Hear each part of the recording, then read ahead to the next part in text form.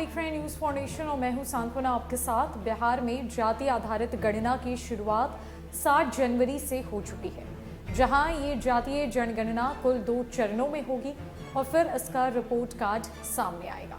हालांकि जातीय आधारित गणना का भविष्य का गर्भ क्या होगा, इसकी रिपोर्ट कार्ड सार्वजनिक की जाएगी या फाइलों के भीतर दबा दी जाएगी, ये भी एक सवाल बिहार की राजनीति में पनपता हुआ नजर आ रहा है। लेकिन वहीं कई दूसरे सवाल भी हैं जो बिहार की राजनीतिक गलियारों में घूम रहे हैं। सबसे बड़ा सवाल ये है कि बिहार सरकार जो ये कह रही है कि लोगों के विभिन्न तबकों की गणना होगी, इससे आर्थिक स्थिति का जायजा लिया जाएगा, वो किस तबके के हैं, उनकी क्या स्थिति है, इस बात का पता किया जाएगा। क्या यही मुख्य वजह है बिहार में हो रही जातीय जनगणना का, या फिर इसके पीछे का मकसद कुछ और ही है? आखिरकार बिहार सरकार ये जातीय आधारित जनगणना करवा क्यों रही है? ये सवाल का जवाब तो सरकार कई दफे दे चुकी है, लेकिन ये जो जवाब है वो राजनीतिज्ञों को पच नहीं रहा। अब विपक्ष में की भूमिका में खड़ी बीजेपी ने भी अपना काउंटर प्लान इस जातीय जनगणना को लेकर तैयार कर लिया है। क्या कुछ चल रहा है बिहार के सियासी खेल में जातीय जनगणना की आड़ में, जानते हैं। दरअसल केंद्र की ओर से जातीय गणना की मांग को खारिज करने के बाद राज्य सरकार को अपने दम पर इसे करने के लिए मजबूर होना पड़ा। बिहार विधानसभा ने जातीय गणना के लिए पहले भी 2 बार सर्वसम्मति से प्रस्ताव पारित किया था।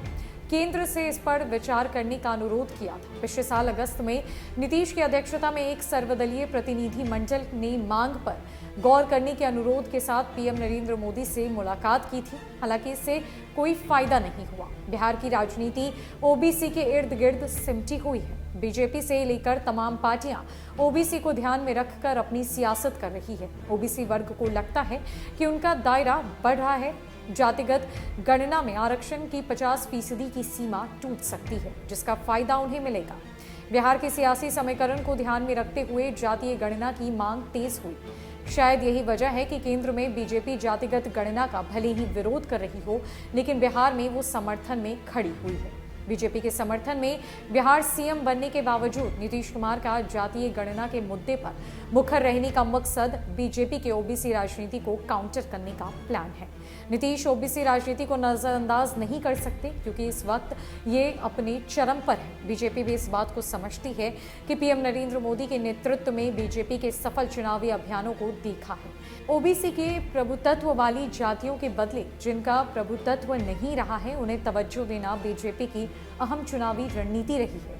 बिहार में पार्टी ने जिन 2 नेताओं को 2 उप मुख्यमंत्री बना रखा, वो भी ओबीसी से हैं। ऐसे में नीतीश कुमार की कोशिश जातीय जनगणना कराकर बीजेपी के समीकरण को तोड़ने और ओबीसी जातियों को एक बड़ा सियासी संदेश देने का है।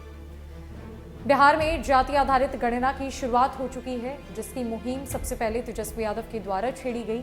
मुख्यमंत्री नीतीश कुमार की अध्यक्षता में सर्वसम्मति से यह फैसला लिया गया कि बिहार सरकार लगभग 500 करोड़ रुपए खर्च बिहार में जाति आधारित गणना कराएगी। इसकी प्रक्रिया शुरू हो चुकी है, जहां हजारों की संख्या में कर्मियों को लगाया गया है।